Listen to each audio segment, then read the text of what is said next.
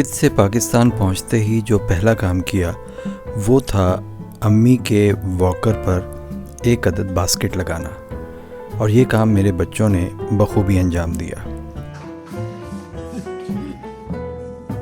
सड़कों पर वही मामूल का रश और वही शोर-ओ-गुल, लेकिन आज पता नहीं क्यों भला मालूम हो रहा था।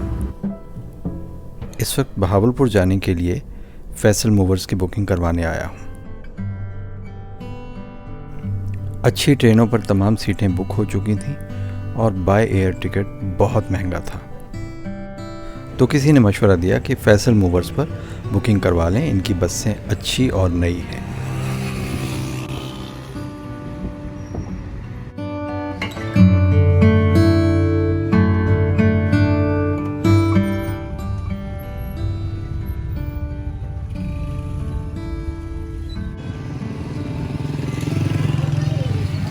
रावलपिंडी आएँ तो कैसे मुमकिन है कि सेवर फूड्स पर ना जाएं।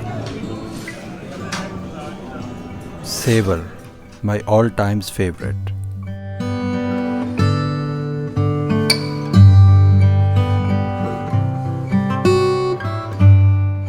बहुत से काम छेड़ लिए घर के, फर्नीचर, पेंट पॉलिश, प्लम्बिंग का काम और न जाने क्या क्या।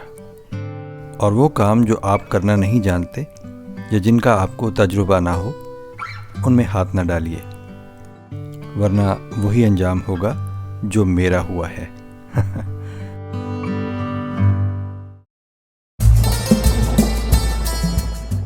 लीजिए, बहावलपुर जाने का दिन आन पहुंचा।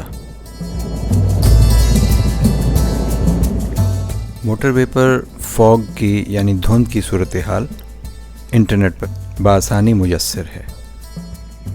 सर्दियों में जब भी सफ़र करें तो मोटरवे पर धुंध के हालात ज़रूर देखकर चलें।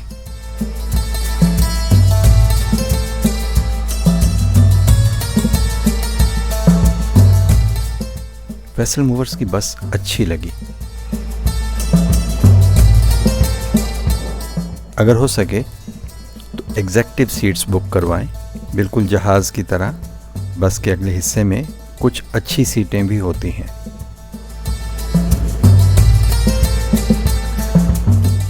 On board entertainment system. बहरहाल कंफर्ट के हिसाब से अच्छी सर्विस है।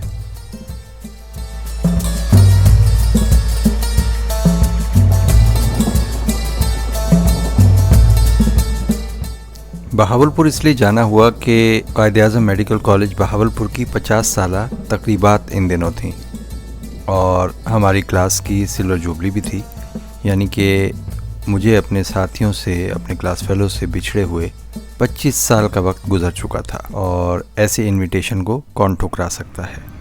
इसलिए जल्दी में फ़ैसला किया कि बहावलपुर जाऊं, क्लास की रियूनियन में शिरकत करूं और जल्दी से वापस आ जाऊं।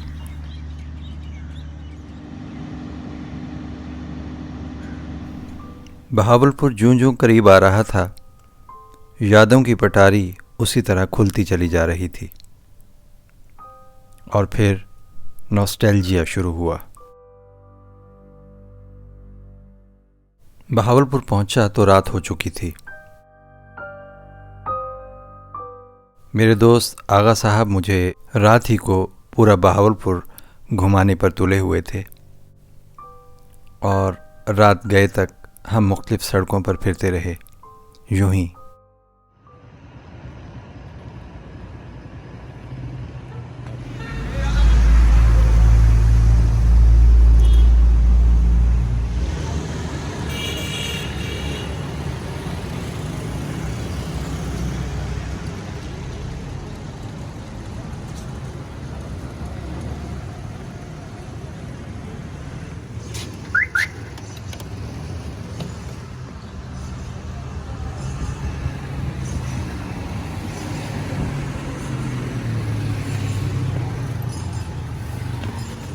शुक्रिया जी, चलें।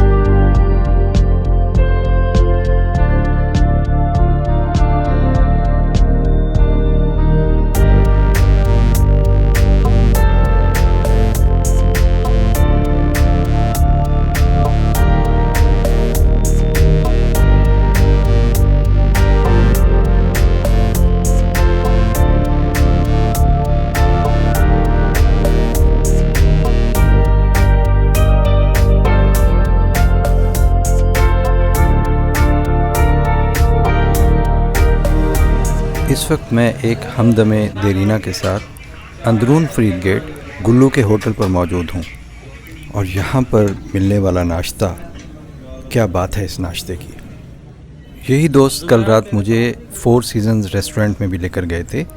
वो भी एक बड़ा क्लास का रेस्टोरेंट है, उसका लुत्फ़ भी अपनी जगह, लेकिन जो जायका गुल्लू के होटल में इस नाश्ते का है उसको लफ्ज़ों में बयान नहीं किया जा सकता। ये जो दुकान आप देख रहे हैं ये हाजी अला बख्श की है, मशहूर सोहन हलवे वाले। कुछ पैकेट बनवाए दोस्तों के लिए इस्लामाबाद और फिर कोयत ले जाने के लिए। इसको जरा एक शॉपर और डाल देंगे। मुझे फिल्मिंग करते देखकर दुकान के मालिक उठकर आ गए और मुझे कुछ तफसीलात बताने लगे। आयशा की जवानी की है, वो नवाब साहब की जवानी की फोटो है। और समीउल्लाह साहब का क्या लिंक है यहाँ? वैसे ही बहावलपुर की है ना। कायद-ए-आज़म मेडिकल कॉलेज की गोल्डन जुबली पर इस इमारत को बहुत खूबसूरती से सजाया गया था और मेरी मुलाकात सबसे पहले जिस शख्स से हुई वो हमारे बस के ड्राइवर थे। First year, second year, third year में यही ड्राइवर मुझे कई साल पिक एंड ड्रॉप देते रहे।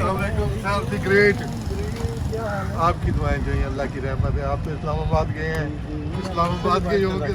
अच्छा, माशाल्लाह, अल्लाह की रहमत है। ये सानू चुकन आते जी, हमें उठाने आते थे, घर से करते ड्रॉप करते थे। फर्स्ट ईयर से हमें और बच्चे ठीक है, हो जाते हैं, सलामत रहे। मेडिकल कॉलेज में दोस्तों से मिलने मिलाने के बाद अब क्लास रीयूनियन का वक्त हुआ चाहता था, सो बहावलपुर जिम खाना का रुख किया।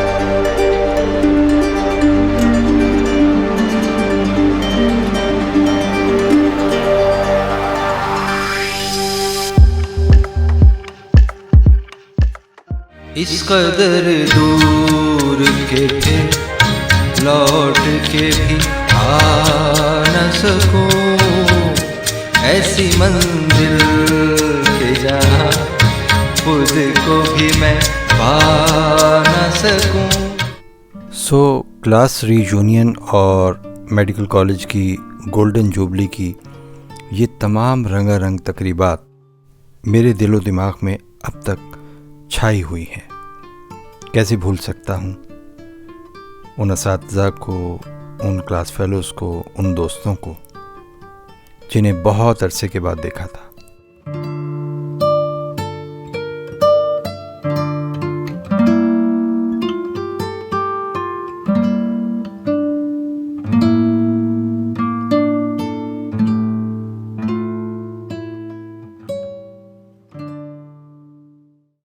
मेडिकल कॉलेज के फंक्शंस और जिम खाना में क्लास रीयूनियन अटेंड करके जब बाहर निकला तो आगा साहब मौजूद थे और अब मुझे उनके साथ सीधा इस्लामिया यूनिवर्सिटी बहावलपुर जाना है। आपको यहाँ से निकल के ना आपको यूनिवर्सिटी घुमाऊंगा पहले।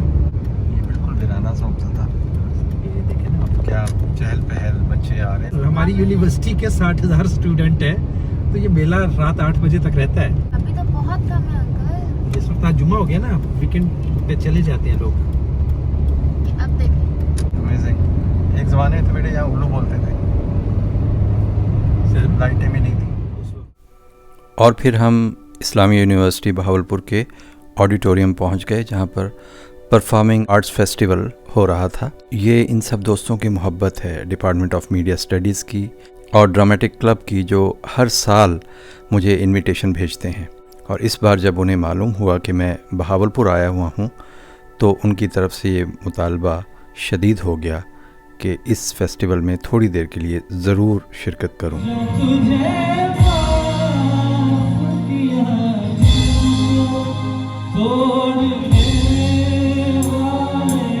इस्लामी यूनिवर्सिटी बहावलपुर के ड्रामेटिक क्लब में मेरा भी कुछ रोल है और मुझे इस बात पर बड़ा फ़ख्र है। 4 अफराद, डॉक्टर वाजिद, डॉक्टर ज़ुबैर, आगा सदफ़ और मैं, हम चारों ने ड्रामेटिक क्लब को एक नए सिरे से इस्टेब्लिश किया, यूँ कहिए कि उसकी नए सिरे से बुनियाद रखी। और ये ग़ालिबन 2006 या 7 की बात है। उस वक्त मैं पार्ट टाइम बहावलपुर में एक दूसरे FM रेडियो पर काम करता था और मुझे वहाँ से बुलाया गया और उस वक्त इस्लामी यूनिवर्सिटी बहावलपुर के डिपार्टमेंट ऑफ मीडिया स्टडीज़ में जो नया FM रेडियो कायम हुआ था उसकी प्रोग्रामिंग का काम मेरे सुपुर्द किया गया। और फिर मैंने बहुत अरसा तक इस FM रेडियो को चलाया, बच्चों को ट्रेन किया और ड्रामेटिक क्लब में जो भी मेरा इनपुट हो सकता था वो मैं देता रहा। कहीं पर स्क्रिप्ट का कुछ हिस्सा लिखा, कहीं पर डायरेक्शंस दी, कहीं पर म्यूज़िक को एडिट किया और जो कुछ भी हो सकता था वो एक टीम वर्क के तौर पर हम 4 लोगों की काविश थी। और आज इस मौका पर मुझे स्टेज पर बुलाया गया और मैंने सब दोस्तों का तहे दिल से शुक्रिया अदा किया। रात गए यूनिवर्सिटी से वापसी हुई और अब सुबह मुझे इस्लामाबाद वापस जाना है।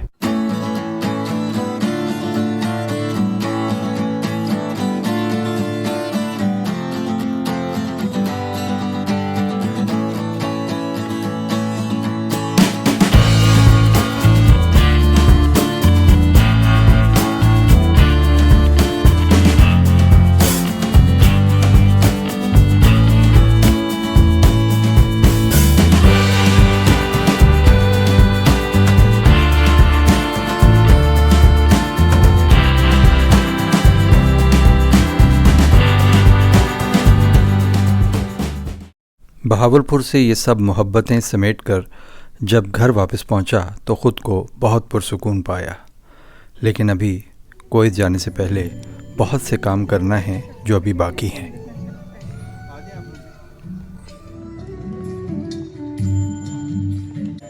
कहीं भी बैठ सकते हैं।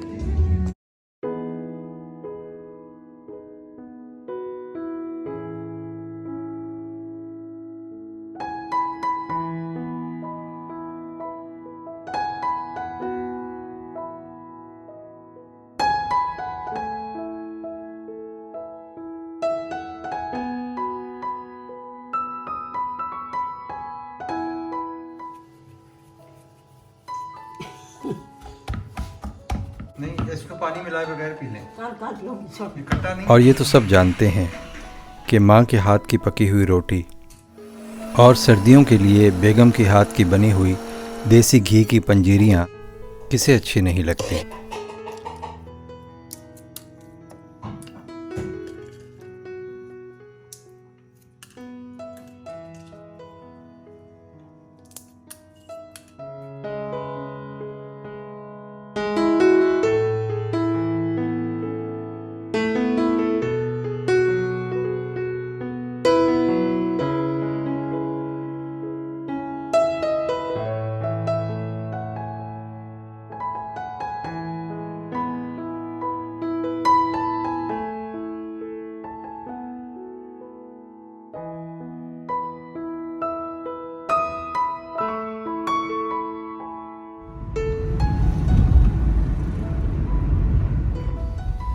In 200 meters, turn left onto Beria Expressway.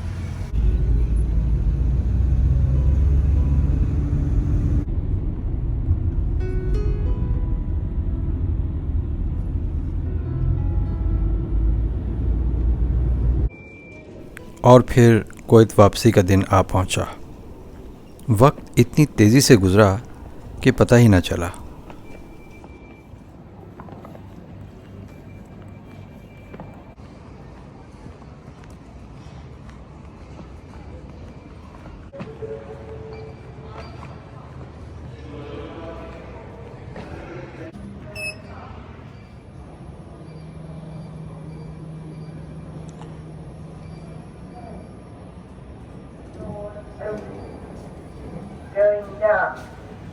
Doors closing.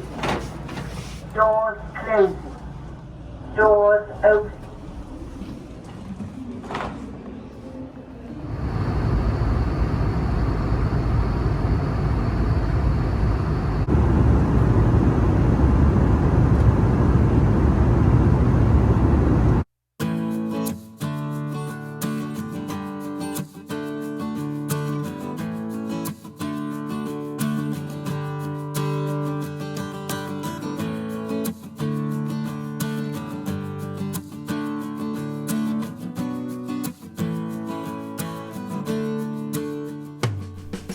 और फिर कुवैत पहुंचकर उसी रूटीन का आगाज़ हो गया।